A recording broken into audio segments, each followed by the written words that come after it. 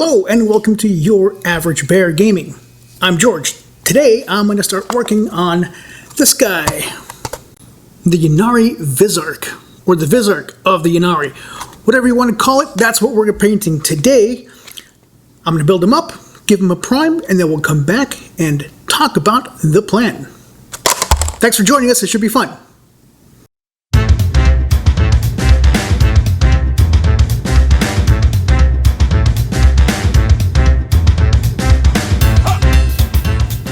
So the priming is done, and here is our Visarch.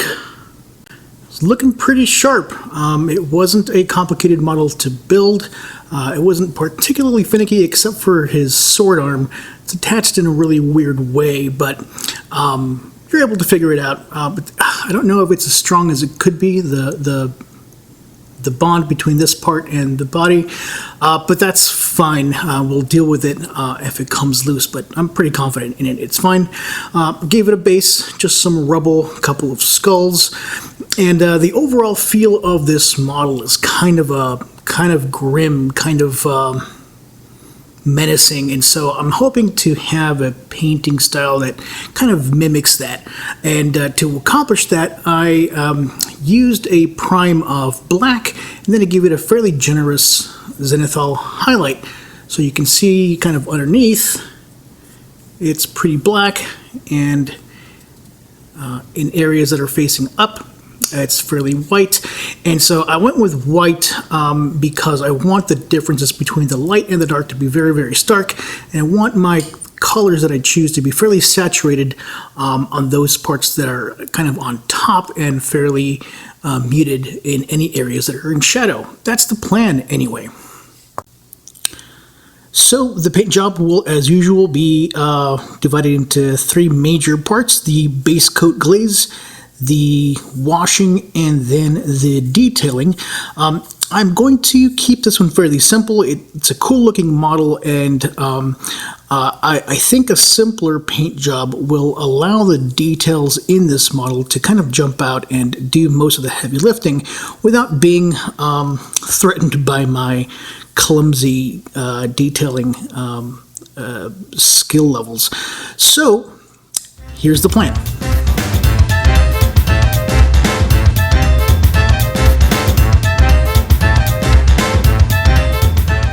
For the base coat glaze, I'm going to stick with red. My understanding is that the Ynnari favor reds and purple, and that's what I'm going to do here.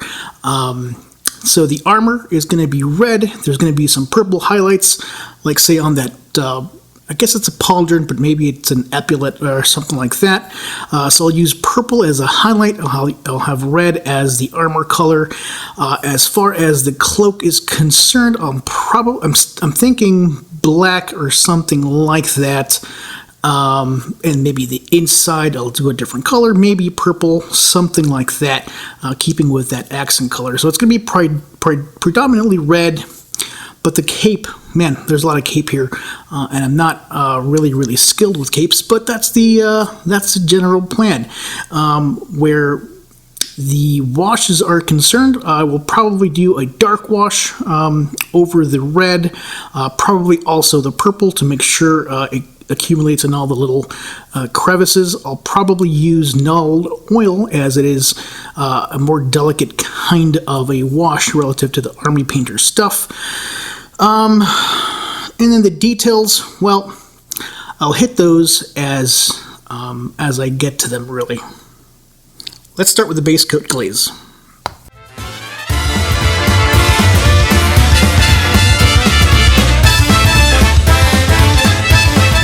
For the first part of the base coat glaze, I went with Glistening Blood. It's rapidly becoming my favorite red shade.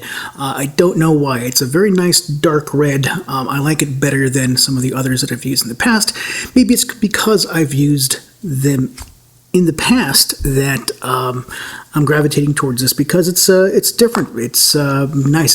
It's I don't know. It has a nice color to it. So I prepared a glaze with a couple of drops of the paint, a couple of drops of flow improver, and as usual, a few more drops of water. The idea here is to give me a relatively, it's a kind of a light to medium glaze, and I use that to help me capitalize on the zenithal paint so that the stuff that's in shadows looks pretty shadowy and the stuff that's out in the sunlight looks nice and bright.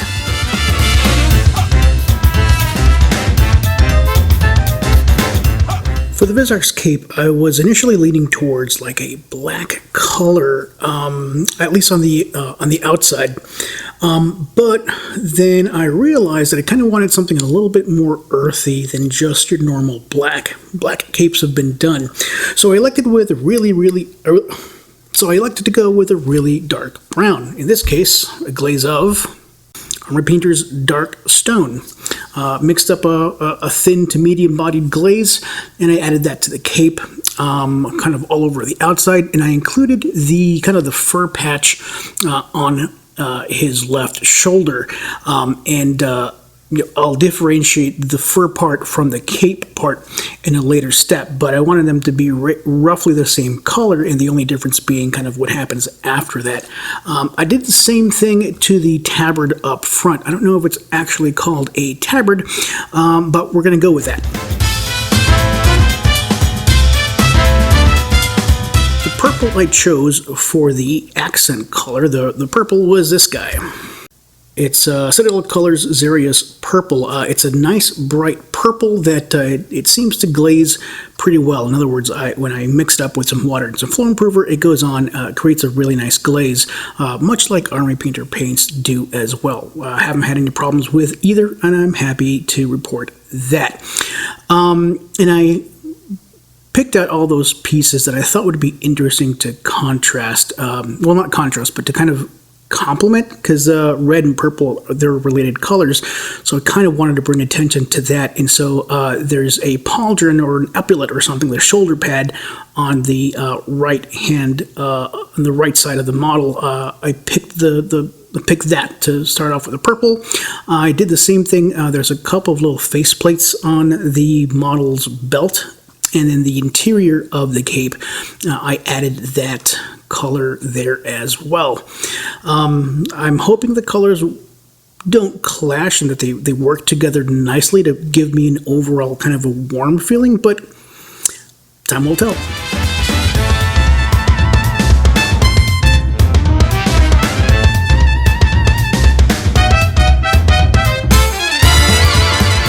The next step in this process is to apply a wash to the model, basically anywhere where I want that detail to jump out without me having to go in there and manually pick out the shadows. And so for this step, I used Citadel Colors Null Oil. It's a very delicate dark wash. It doesn't tint the color that you're applying it to very much. It kind of just pools in the crevices and provides a very delicate kind of a wash. It's a very delicate, very light shadow. And I really like the way it looks on models. It's not the best tool for everything, but recently it's been my favorite dark wash to apply. So this goes on all the red stuff, all the purple stuff, and even the cape.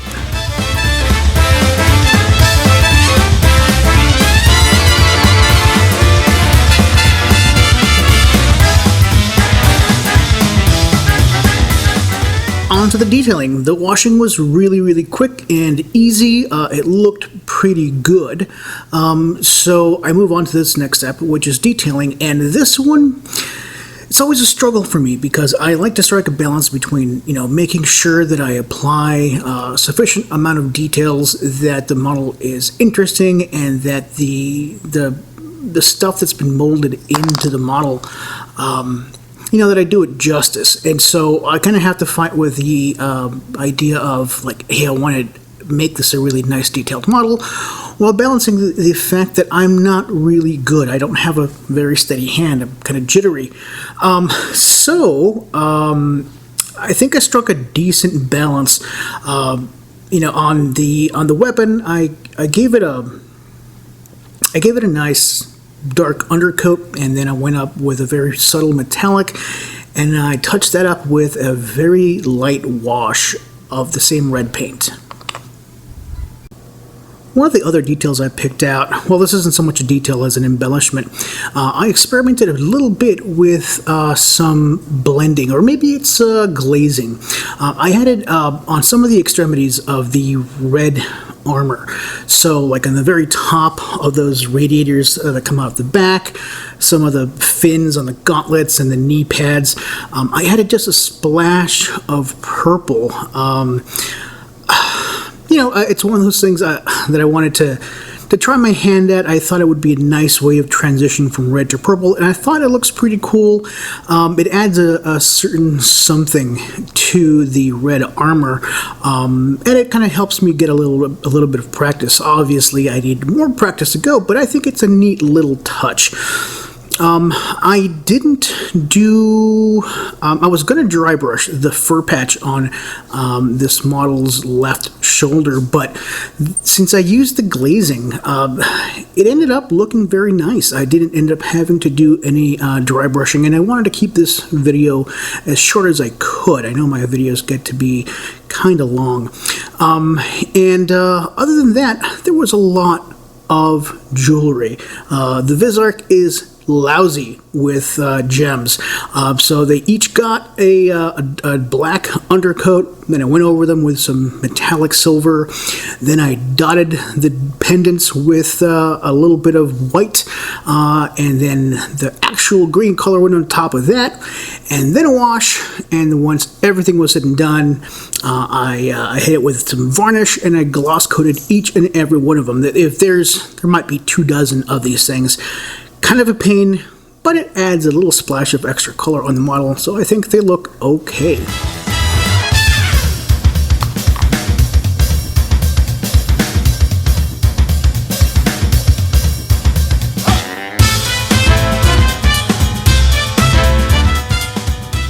That is as many details as I think I should.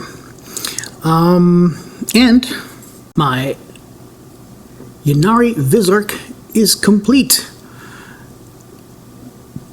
He doesn't look too bad. I mean, he doesn't look great, but this was a straight up quick paint. This was something a bit more than speed painting, but quite a bit less than, like, pro level painting. But it'll give you a tabletop ready model in relatively little time. I spent just a few hours on this, all things being said. And it gives you something that's a little bit better than plain old tabletop standard, something you could be proud of deploying, and something that you could continue working on if you wanted to add more stuff to it. So you'll notice I've kind of skimped on the details a little bit.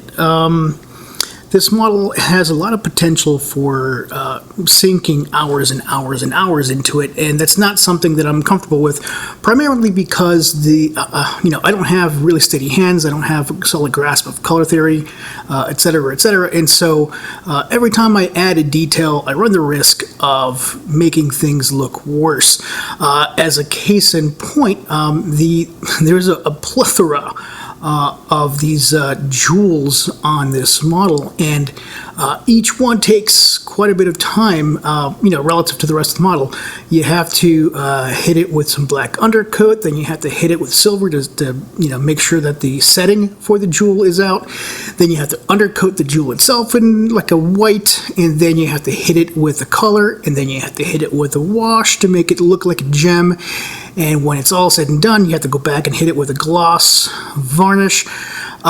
It's all worth it in the end, but holy cow, for such a little part of the model, it's a lot of work. So that's something to think about for sure. There's a lot of blending opportunities on the cape. I didn't take any of those because I'm not good at that.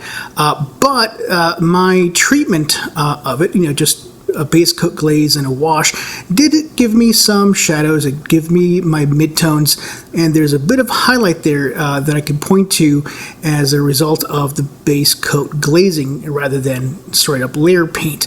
Now, it's a lot more subtle than you probably want on your model, and if you have the skills and if you have the time, you can feel free to embellish that with some wet blending or what have you, or some glazing. It's not really my thing, so there it is. The Visarch, he's a really cool model. It was an enjoyable build. It's quite different from many models that I've created, that I've built and painted in the past. I even took the chance to do a little bit of glazing work. I don't know if you can tell, but like here on those extremities of the red parts, there's a little bit of like a purple tinting. Same thing on that little cone on his head, or that spike. You can kind of see some of that on the faces, on his armor, on his knee pad. It's a subtle bit of blending, it's not necessarily a part of the quick paint process, but I was playing around with it, and it looked kind of cool, and so it's giving me the confidence to try something similar in the future. And this is how you learn to get better at a technique that you don't feel comfortable with. You try a little bit here, you try a little bit there, then you try a little bit more, and by the time you know it, you are becoming proficient. Yeah, overall it was a very cool model, a nice blend of Dark Eldar and normal Eldar, I guess Drukhari and Ynnari. Yeah, I really enjoyed it. I hope this was entertaining. I hope you learned something, and if you enjoyed any of this and you want to see more, please click on the subscribe button, tell your friends, share it, all kinds of good stuff. Thank you very much for watching. Have a wonderful afternoon. Be nice to yourselves and each other. Peace.